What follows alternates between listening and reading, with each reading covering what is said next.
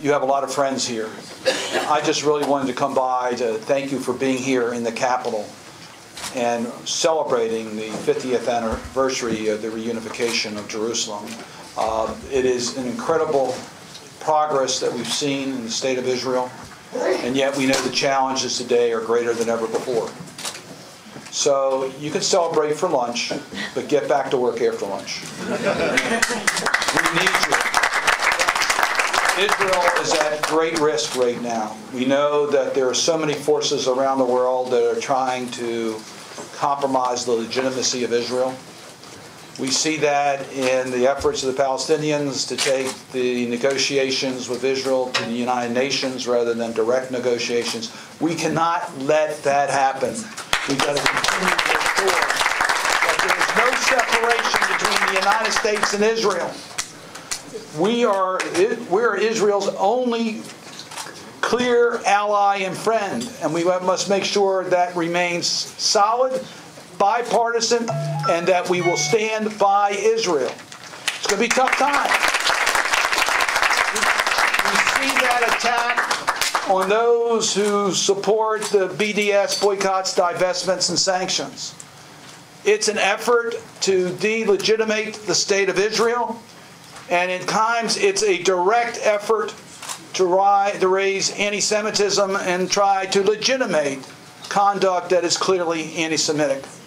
We've got to stand tall against that. Now, I want to thank my colleagues, because in the last Congress, I was proud to work with Senator Portman, a Republican from Ohio, and we now require our trade negotiators in trading partnership with Europe that they must include an anti-BDS provision in any trade agreement with the United States and Europe.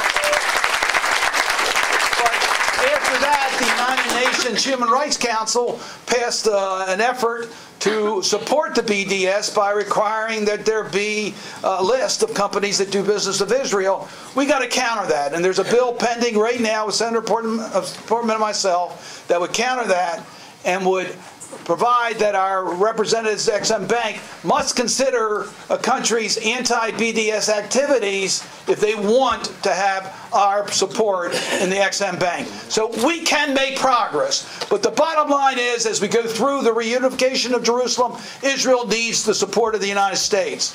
You're going to be visiting offices and talking to members about appropriation issues. There's a lot of argument here. The support for Israel should be guaranteed in this year's budget. The funding the Memorandum of Understanding, funding the Iron Dome, funding the technology that makes Israel safer and the United States safer.